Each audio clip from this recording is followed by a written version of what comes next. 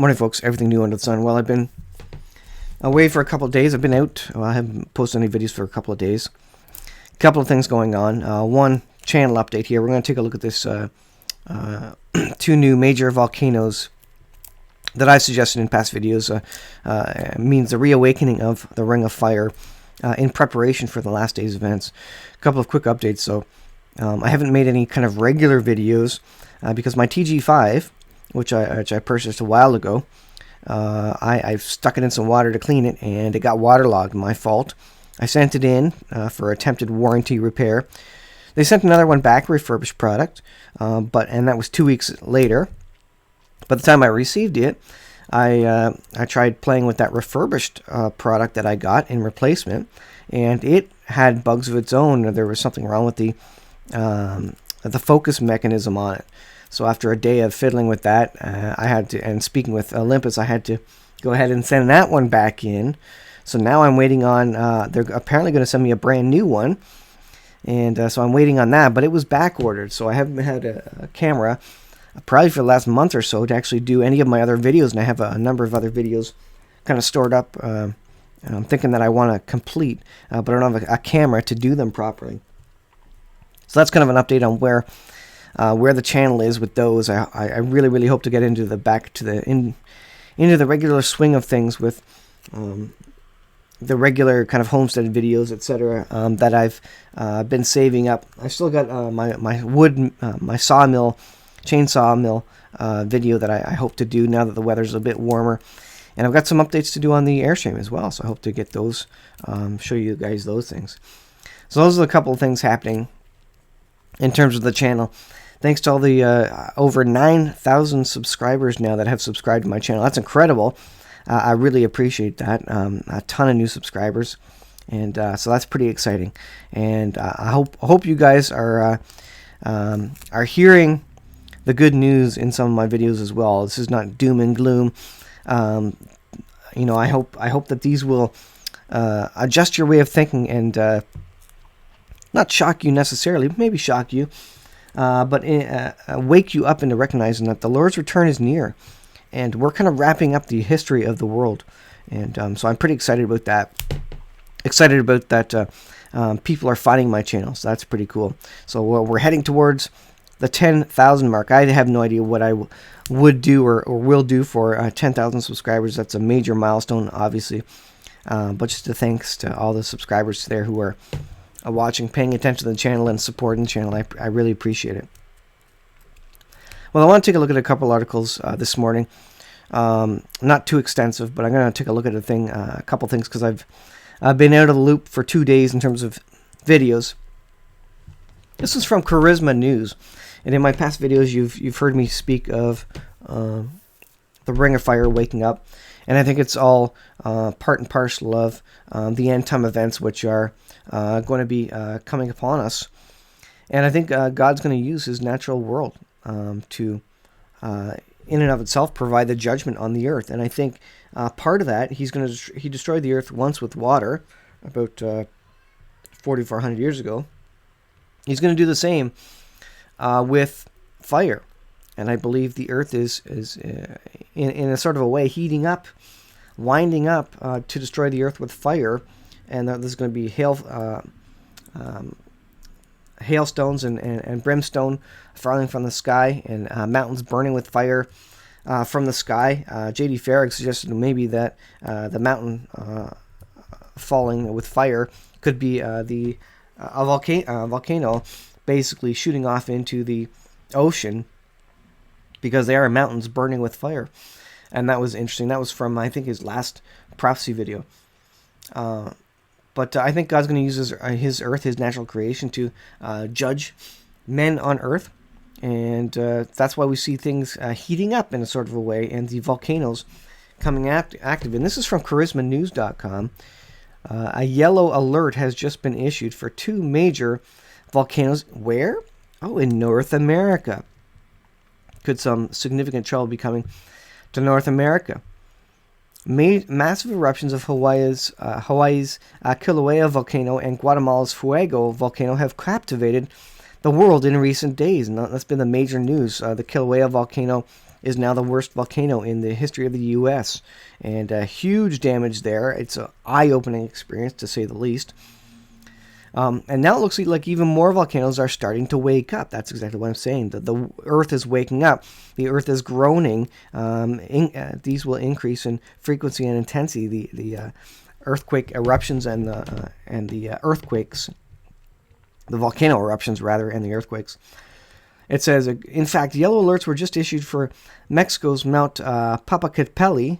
I'm sure I'm pronounced that wrong, but and Alaska's Great Sitkin volcano. Mount Popocatépetl and Great Sitkin both sit along the Ring of Fire. Remember, I said I've been saying that maybe the Ring of Fire is waking up here. And so the Ring of Fire roughly encircles the perimeter of the Pacific Ocean. And many are becoming concerned that we may be witnessing some sort of chain reaction. And that's exactly what I think. I think the Ring of Fire is a bit of a chain reaction there.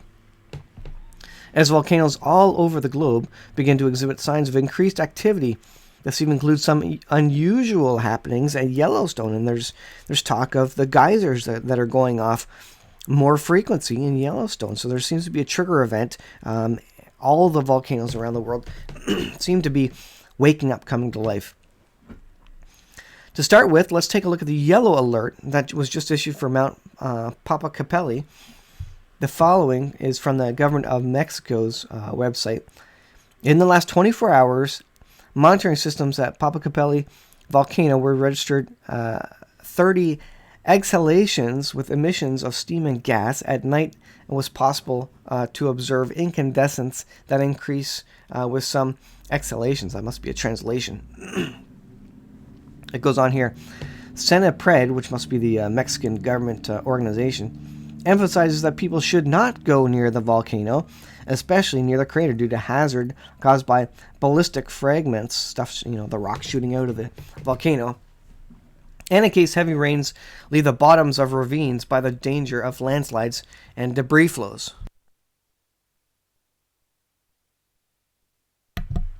So therefore, seeing a couple of things happening. Explosive activity of low to intermediate level, so rocks blasting out of the volcano, ash fall in nearby towns, possibility of short-range pyroclastic flows, that's the superheated gas and mud flows that kill people all in its path, basically. Any signs of activity from the mount should always be taken very, very seriously. It goes on and says, historians tell us that Popocatépetl had a dramatic impact on the ancient Aztecs. Giant mud flows produced massive eruptions, covered entire Aztec cities. In fact, some of the mud flows were so large that they buried entire pyramids in superheated mud. We haven't witnessed anything like that in our lifetime, so it's hard to imagine, and this is all myth and legend, of course, until it happens to us, which is always the case. In addition to Mexico City's mammoth population, there are millions of others living surrounding region. Overall, about 25 million people live in the immediate vicinity of the volcano. Going on to Great Sitkin here.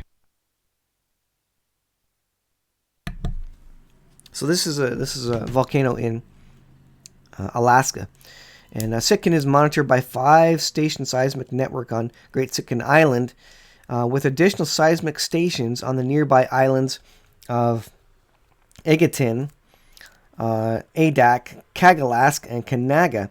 A 6-element infrasound array to detect explosions. Let me see if I can get the map here. Let me just mute Safari. Let me find the map for us. Volcano map. And let's just take a look at this, see if I can bring this up for us, just so we can get an idea for where these volcanoes are here.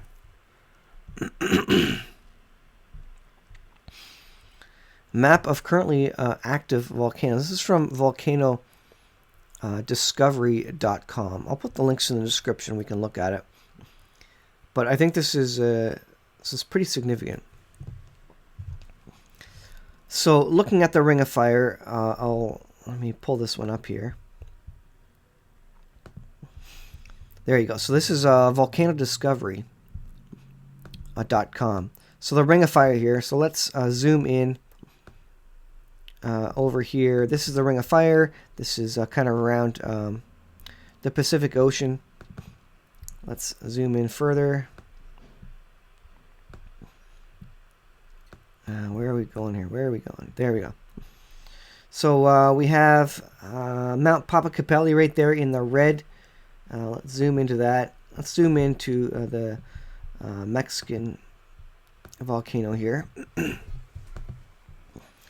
Here's Popocatépetl stratovolcano. This is a 5,400 meter high volcano.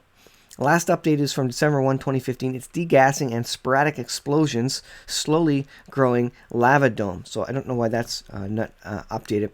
But looking at the one in Alaska here, let's go over to Alaska. Let's see, which one is this one here?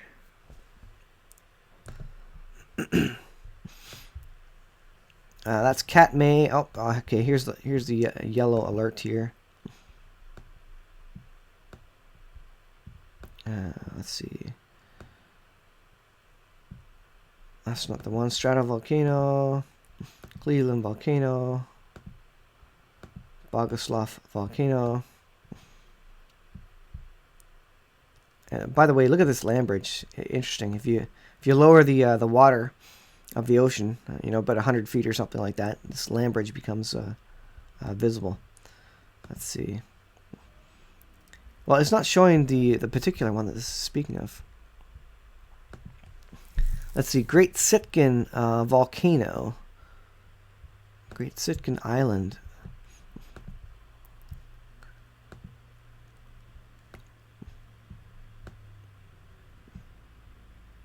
I don't know where this one is.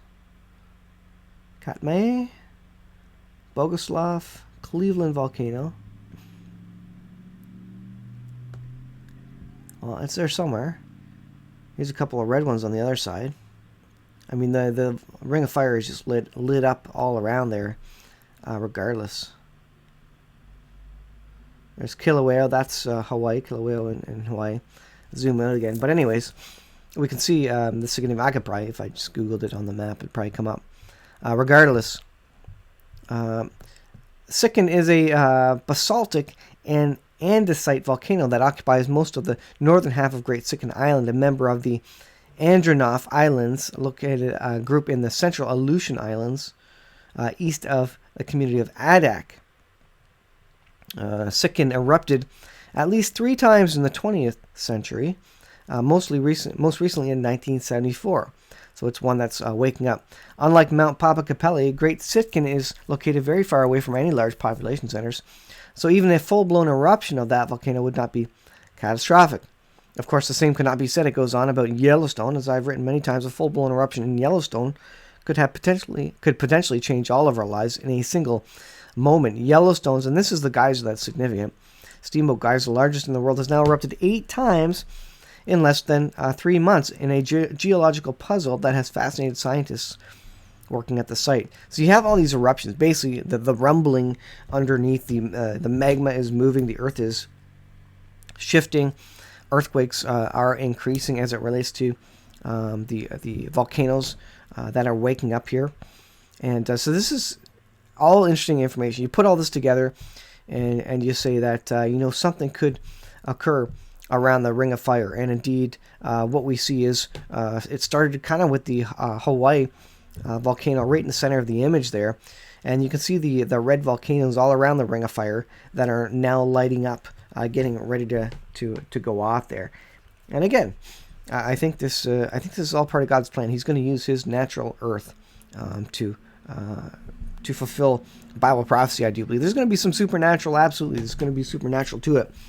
But if the example of the worldwide flood, if there's any truth to God using His natural planet for that was pretty much all natural. The fountains of the deep broke apart. I'm sure triggered by and in God's timing, but He is using the earth, and the earth obeys His commands, and so He uses the earth to bring about the destruction and the wrath of God. Well, heading over to this other article here, This is from jewsnews.co.il. World War III Red Alert. Turkey warns missile system from Russia will be used by their military as Turkish tensions with Donald Trump and NATO soar.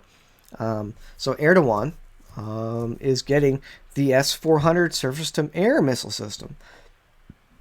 Turkish President Recep Tayyip Erdogan released a strong statement Tuesday in which he claimed Turkey will put to use S400 surface-to-air missile systems once they are delivered from Russia, adding its main objective was to reduce Ankara's dependency on U.S. arms. And of course, the whole idea of Turkey moving away from NATO, moving away from the U.S., aligning with the Gog-Magog countries, Iran, Persia, Russia, and Libya, and various other countries, as part of the Ezekiel 38 invasion of Israel. And so we have Turkey actively moving away significantly, very fast, getting Russian arms now. Erdogan's remarks come months after months of contention between Turkey and NATO allies, in particular the U.S., who see the purchase of a Russian-built missile system as a threat to NATO's country's defense interoperability. Basically, the U.S. can't control the missile system, and now Russia can control it, and it's owned by Turkey. The Turkish leader said, "We will not just buy the S-400s and place them in our storehouse. We will use them if need be." And so you have bellicose rhetoric and countries saying that they will indeed use the weapons that they're getting. Same with Iran. Iran's stated goal is to get rid of Israel, and they are attempting to do so. Russia's not quite there yet. Russia has a good relationship with Netanyahu and Israel, but as the Bible says, Ezekiel 38, it says Russia effectively will be drawn in. There will be hooks in the jaw, and it will draw Russia into the battle. Russia won't really want to get into the battle, but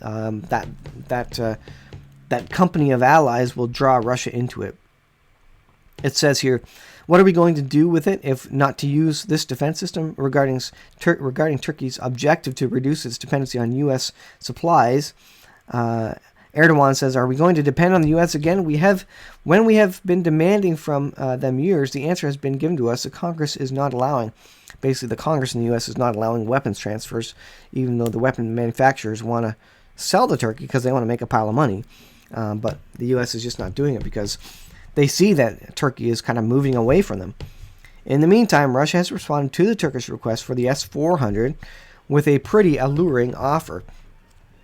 Russia in and of itself is kind of desperate for money. The oil proceeds is decreasing. Their access to easy oil in Russia is decreasing. So it's looking to make money any way it can. And one way is selling military arms cheaply, or relatively cheaply. They said they would not even get into a joint production, and with respect to loans, they have offered us pretty good loans, Erdogan says. So Russia is offering Turkey pretty good loans, better than the U.S., and the U.S. Congress doesn't want to give them arms anyways.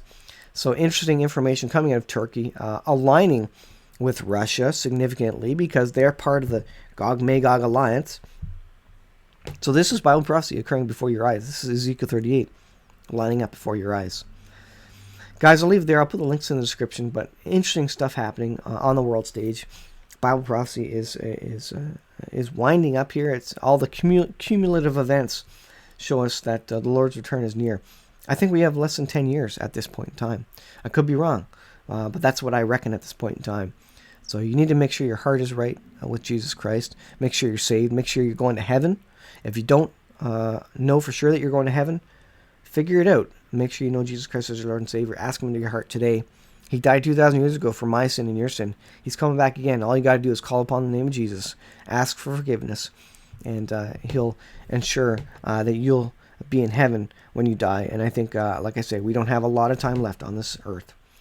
Thanks for watching, guys. That'll be it for today. We'll see you guys in the next video.